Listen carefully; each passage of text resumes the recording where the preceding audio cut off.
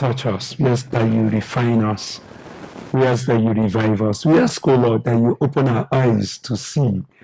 We ask, O Lord, that you open our hearts to perceive, to conceive, to understand. We ask, O Lord, that you bring us, Lord, to the fullness of the knowledge of who you are. Speak, O Lord, to us.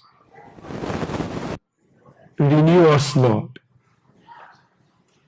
Cause us to be a people that will embrace your will and rest in your goodness. In Jesus' name, amen. Last week we talked about why am I a Christian? We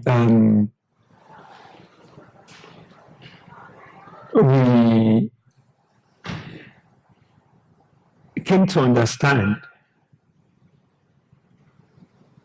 what it is to be a Christian and what the purpose thereof is. Because that Christmas or this season has no meaning unless we understood clearly what it is to be a follower of Christ.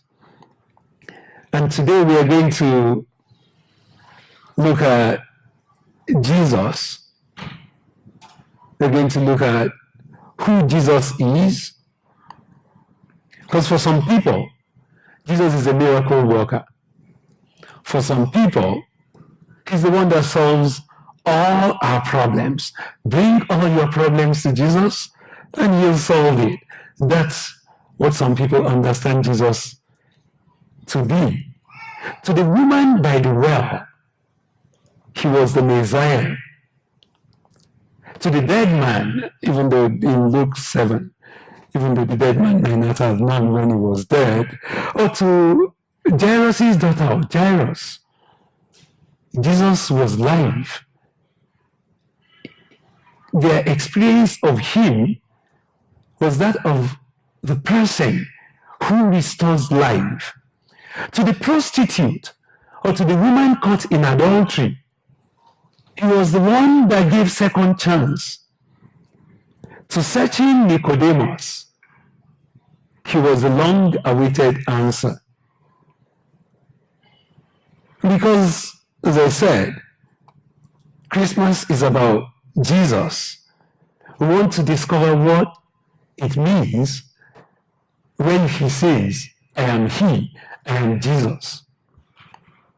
Now, for some people, maybe we quickly realize that, when Jesus told the disciples that whatsoever you do to the least of these my brethren, you do to me, maybe it makes us to look round and go, okay, so maybe Jesus is the person that is sitting here in church beside me, or the person that I expected to see and is not there.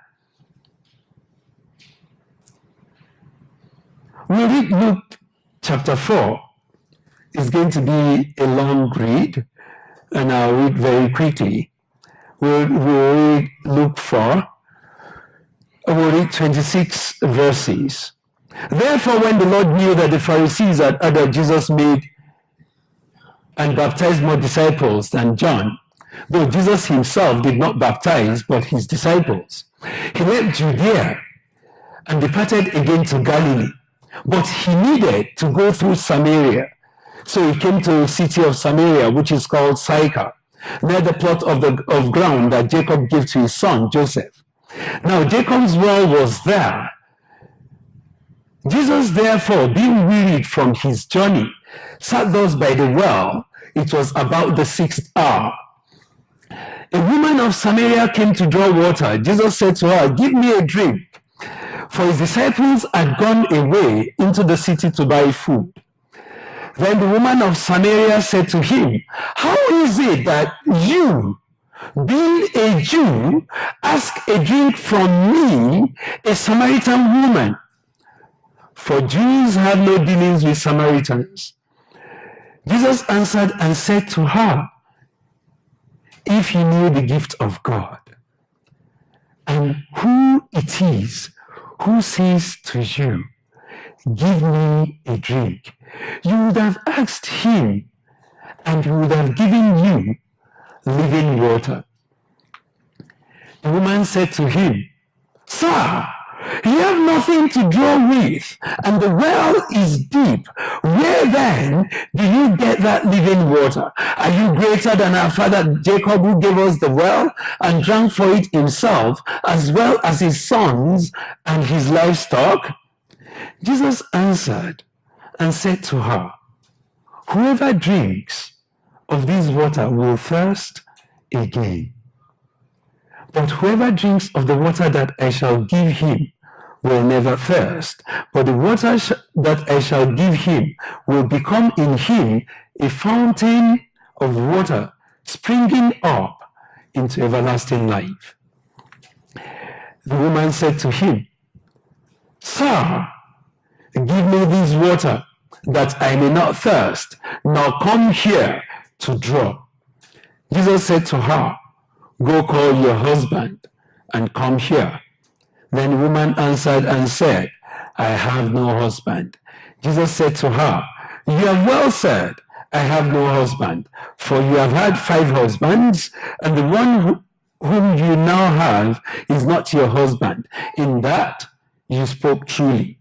The woman said to him, Sir, I perceive that you are a prophet.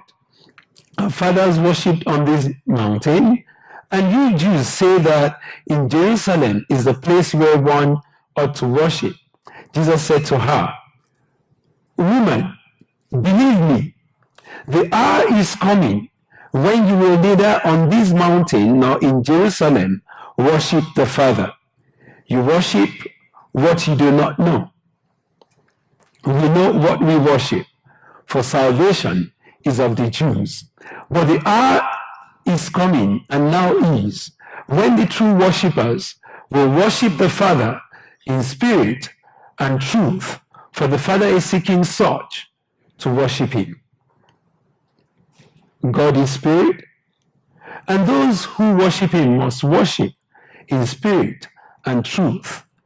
The woman said to him, I know that Messiah is coming, who is called Christ.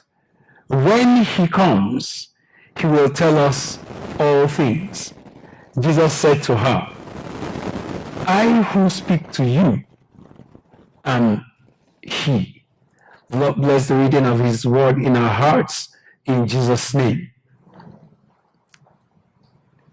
So, what does it mean when Jesus said, I am he, I am Jesus? We go back to the scripture reading this morning, where in Genesis, at creation, the world was described as being void, without form, darkness all over it, and the Spirit of God was hovering around it, and all of that.